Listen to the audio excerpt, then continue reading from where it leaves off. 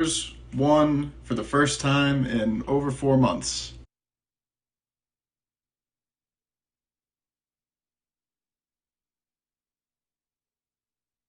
They looked really good. One of the big things that was a surprise for this game was Rudy Gay had 23 points. Any guesses in the comments on the last time Rudy Gay had 23 points? Uh, I'll give you guys a second on that one. It's been a while.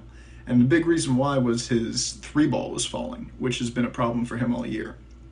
He shot about 31% on threes all season. And yes, Hadley, it was in 2019, it was February of 2019 was the last time Rudy Gay scored 23 or more points. In the post game, he was, you know, definitely feel like he feels confident. And that's something that Will Hardy said. He came back in good shape and he's been moving well. And confidence is the biggest thing with that three ball. And if he's hitting that three ball and he's, forced to play a stretch four, stretch five position, um, we might see more good things from Rudy. The issue with him is consistency and effort on the defensive end for staying in front. But he had a great game tonight. Another guy we need to talk about is Keldon Johnson because, wow. He put up 21 points, and before the game, Coach Pop, somebody asked him about Keldon, and I'll pull up the quote from Pop right here. He said, "Do they still have Mustangs out west? Do they do that?" He's one of those kind of guys. He's kind of wild and very energetic, very aggressive, takes no prisoners, sticks his nose in, he likes contact, all that sort of thing. All in all, he's a very competitive individual, and he's in the process of learning how to play. He's a very young man and very willing, very teachable. He's got a great personality, and he's somebody that we're very high on. And you could see in the game why the Spurs, why Pop, why everybody else on this team is so high on Keldon Johnson. Kid does not quit. His motor is insane. Coming into this season, it was pretty clear that he was going to be the most NBA ready of the Spurs 3 drafted rookies. And, that's because he has the body and he has the skill set that makes him a threat on the offensive end as, sort of a cog in the system. And defensively, he's a freak. He's a competitor, and his ability to stay in front and switch and disrupt is at a really high level already. So we saw a lot from Keldon today that was impressive. There was one play in particular where he dove on the ground after working with DeJounte for a steal, flipped it ahead to DeJounte for a dunk. And then there was another play where out in transition, Lonnie Walker hit him with a really slick little bounce pass. And if you give Keldon a free lane to the basket, he's going to take it and dunk real hard. So watching Keldon play has been a joy. And, in the post game today, he was just kind of like aw shucks about it. He's very much just trying to stay in his lane and not do too much and, make an impact the way he knows how to, which is through hard work and effort and energy. Will Hardy said after the game that, they're not surprised that he's been playing so well because they're around him every day, and the energy that he brings, his smile, his attitude, and his play is what they've been seeing for a while. The other end of that, I see in the comments, people are talking about Luka Šamanić. Didn't have a great game today. I think he missed all of his shots here. Let's take a look. Yeah, he went 0 for 3 from the floor. But we've known that he was going to be a project, and it definitely seems like that project is still in the works. So moving forward in this restart, I wouldn't expect too much out of Luka Šamanić, because he certainly hasn't shown anything in these scrimmages that make me say, oh, he's ready for a bigger role. Jacob, yes, starters did look very solid and comfortable tonight. This is the third game in a row that they're running with this starting lineup, but they had barely played together at all before this. The three-man unit of Lonnie, Derek, and DeJounte had played 6 total minutes before the restart. And so, yeah, you could see it in those first couple of scrimmages. They were guys, working to build chemistry.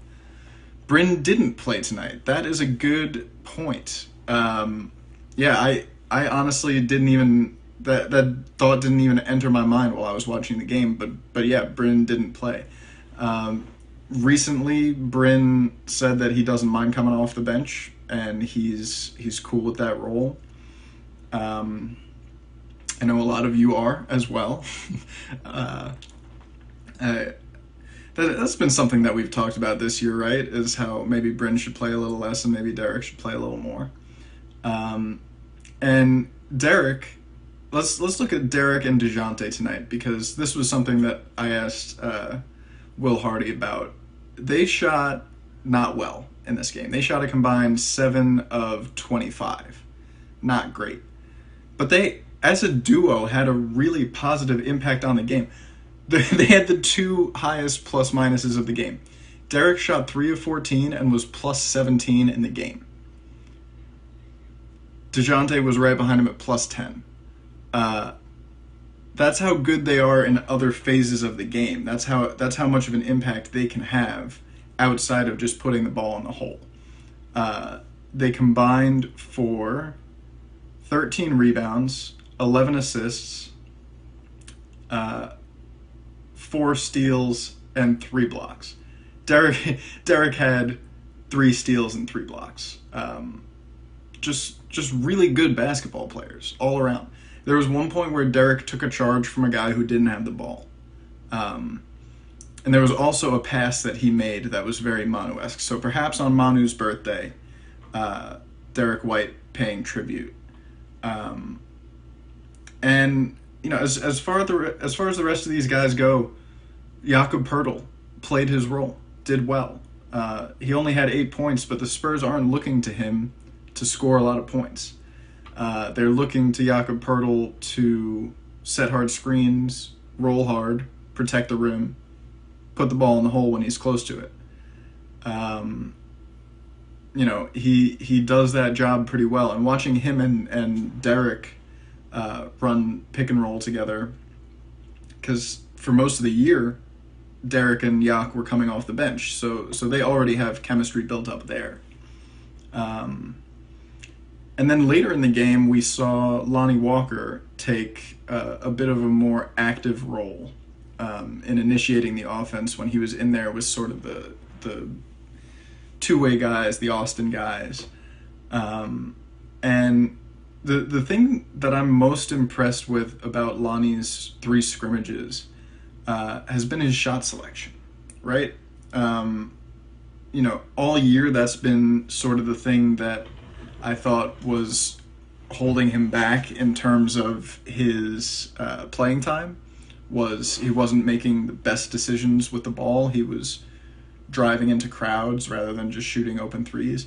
And he seems to understand that if he's going to be part of that starting unit, he needs to shoot threes, because Derek White is the only other guy in that unit. You could say DeJounte a bit. DeMar attempted one today. We know Jak's not going to do it. If the starting lineup moving forward is what we've seen in the past 3 games with Derek, DeJounte, Lonnie, DeMar, and Jak, Lonnie needs to be spacing the floor and taking threes. And he can catch and attack if the three's not there. But he needs that shot. And he's been hitting it at a very reliable rate, to the point where it'll force people to defend him out there. And his passing has been really nice, and it always has been. It just sort of flies under the radar because he's such a, eye-popping athlete when, it's the dunks and the finger rolls and the jumping, and his leaping ability is insane, and he's so fast, and so you focus on those things. But he's also a really good, smart team basketball player, and a lot of times it's these passes that he's making while he is turbo boosting to the rim. So it's been cool to see some of these passes. He had one that was like an underhanded scoop all the way down the court to Luka Šamanić, who missed the layup. But yeah, he's got some sauce to his game for sure, and he's a team player, which you love to see. He finished with 12 points and 4 assists today. I see people talking about Marco, and I have to say, Marco, like, there was one sequence in this game, he shot 1 of 6 from 3 in this game, and I didn't even notice, because there was one sequence where he busted up a 2 or 3 on 1 break, and then drilled a 3 on the other end, and I was like, all right, there is your Marco impact for the day. He is still really not good at defense. There were a bunch of plays in this game where he was, he fell asleep on a back cut. He tried to go around a screen and just went flying. I don't envision Marco Bellinelli developing into a lockdown defender anytime soon. Yeah, the Spurs got the Pacers ran the hammer play against the Spurs and fooled Marco on it twice. So, you take the good with the rest of his game for Marco. And yeah, I mean, this was by far the Spurs' best scrimmage game, and it should give some hope for Spurs fans, people who want this team to make the playoffs and keep fighting. The reason it worked, the reason that they had a good performance today, was because the defense played at a high level. And when you're playing against a backcourt that has Victor Oladipo and Malcolm Brogdon, if you can throw Derek, DeJounte, and Lonnie at them, that makes it a lot more difficult for them to do their job.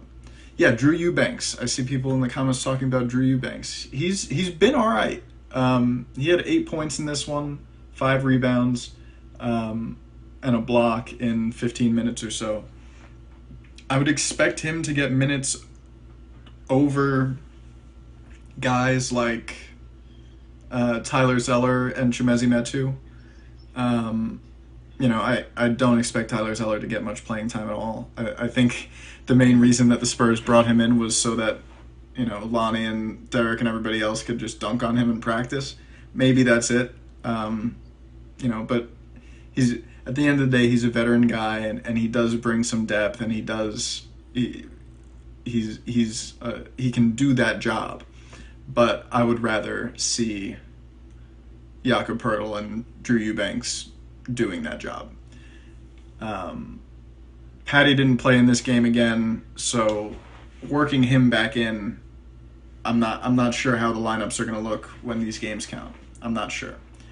And I don't think so. I don't think that Keldon is going to be the guy whose minutes go away when Patty comes back. Because Keldon, he does so many things. First of all, he's done so many things to earn playing time in these last 3 games. And he had a good run at the end of the season, before the shutdown. But he can legit guard 1 through 4. And the Spurs know that they don't have too many guys that can do that. I would argue that he's their best defender that's that size. I would rather see him defending people on the perimeter than see Rudy Gay doing it. I I haven't like been in person, like face to face with Keldon. Last time I saw him in person, sort of up close, was Vegas. And somebody asked recently, has he grown? That's something that next time I talk to him, I'll try to ask about, because he's only 20 years old. He could still be growing. Um, and Chase, as far as your question, I think he could be that legit combo forward. Um, the thing with Keldon is, like, he played some point guard in Austin, but he played small forward, or he played power forward in college. He played small ball four. So his versatility is something that is a really important thing for this Spurs team, not just in the bubble, but moving forward as a team into the offseason and next season and beyond. And when they get out in transition, when they run with pace, and it's those young guys that are all have big long arms and disrupt things on defense and get going the other way, it's fun to watch. And when I'm watching these games, the thing that I'm watching for is development, and we saw a lot of that today. We saw a lot of what Keldon Johnson can do. We saw a lot of what Derek and DeJounte and Lonnie can do, even if the shots aren't really going. So it's been interesting to watch these scrimmages moving forward. I think things are definitely going to change. Maybe we'll see DeMar being less deferential. That was something Pop talked about today, was he doesn't know what it's going to look like when the games count, but in these scrimmages, DeMar has bought in and allowed DeJounte and Derek to take a bigger offensive role. DeMar had 17 today. Totally forgot about him. Yeah, DeMar had 17 points, 7 rebounds. But in these games, he has been, really letting the young guys do their thing, which has been nice to see. It's a selfless thing, and it's a cool thing to watch, because, like we said before, we want to see these young guys develop. So I gotta go take care of some other things, but it's been wonderful talking with all you fine people.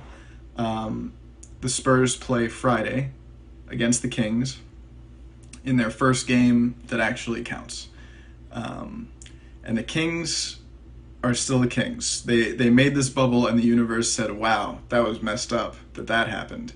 And then the universe has been throwing all sorts of curveballs at the Kings to get in their way, including injuries and coronavirus diagnoses and all that sorts of fun things. Not in the bubble, but they should be a beatable team. I'll put it this way: if the Spurs can't beat the Kings, it doesn't bode well for their chances at beating any other teams. And I said before this game that the result didn't matter, but it was still encouraging to see this Spurs team beat a Pacers team that is one of the better teams in the East with Victor Oladipo. And obviously he's still coming back from injury, but still, there are a lot of positives to take away from this game. I hope I hit all of them. If I didn't, I'm sorry. I'll get to them next time. And I'll be working on some post-game coverage. So yeah, I will see you guys soon. Thank you for tuning in. As always, go Spurs go.